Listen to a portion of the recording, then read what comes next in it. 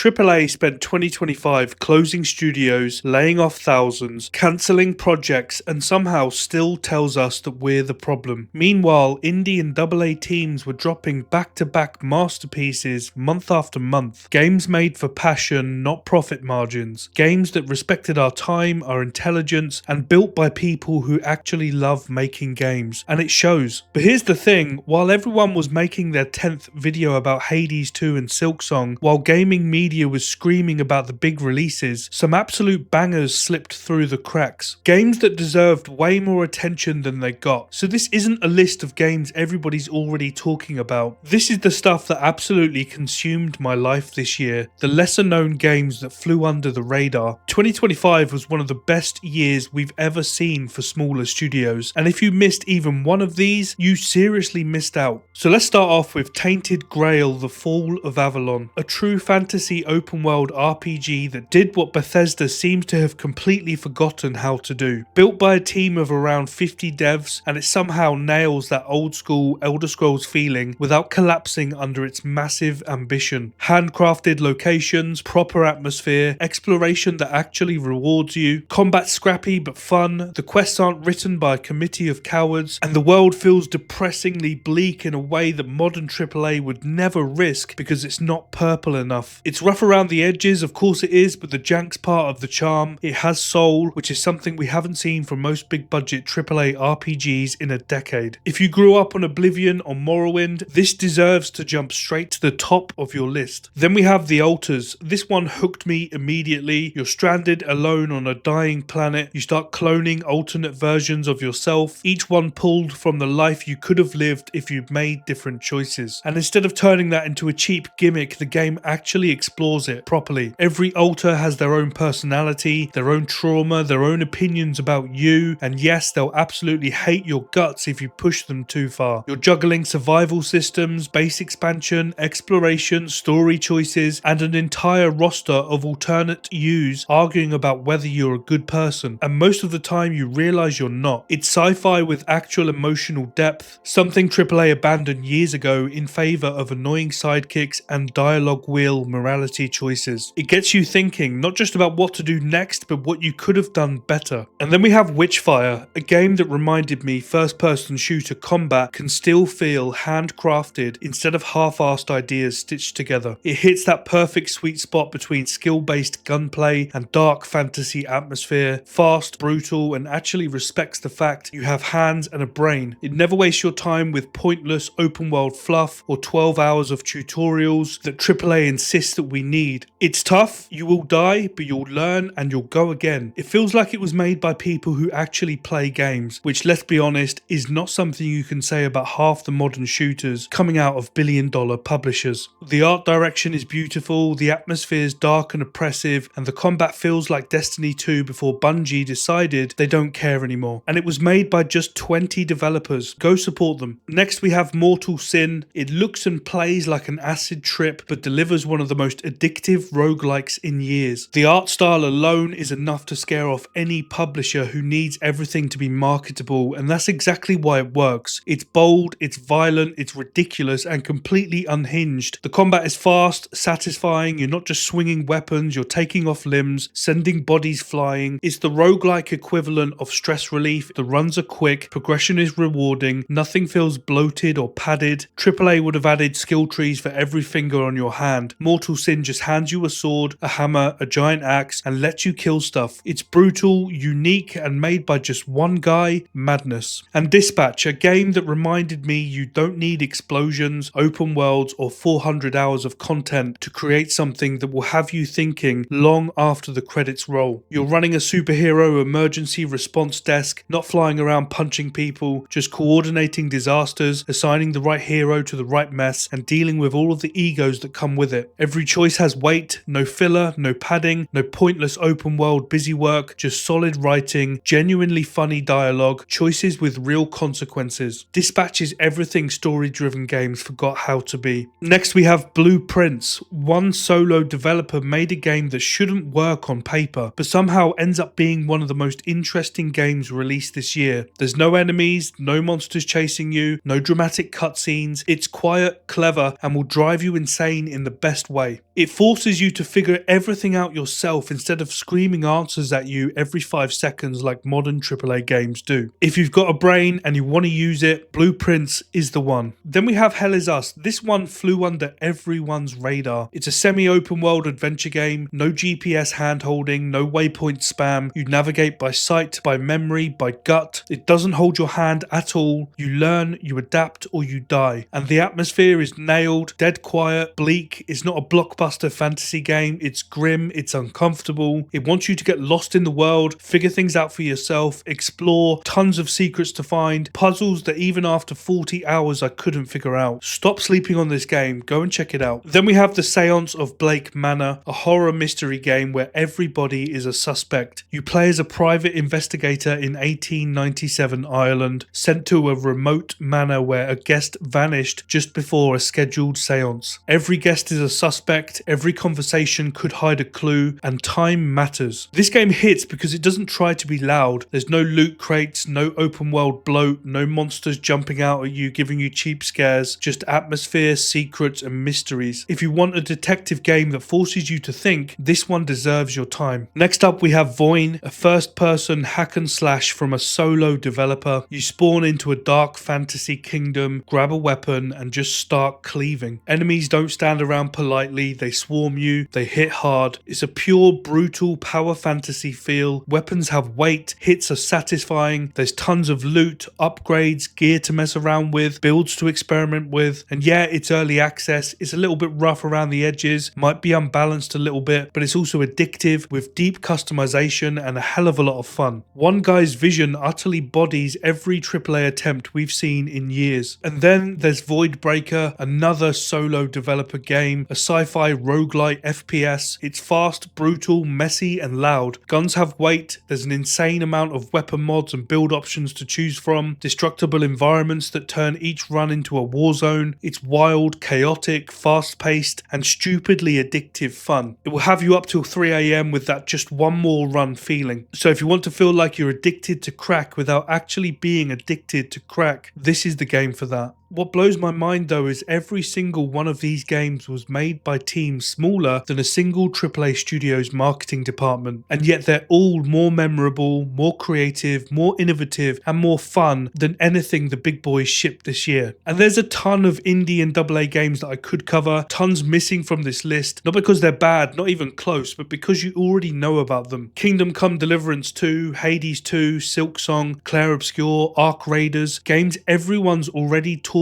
about, the ones dominating the award shows. They absolutely deserve the attention. But this video isn't here to tell you about games you've already got on your wish list. 2025 has been an insane year for indie and AA games, and hopefully this list gives you something new you might not have played otherwise. As always, thanks so much for watching. If you enjoyed the video, please make sure to like, comment, and subscribe to the channel for more. It really does help me out. Thanks again. I'll see you in the next one.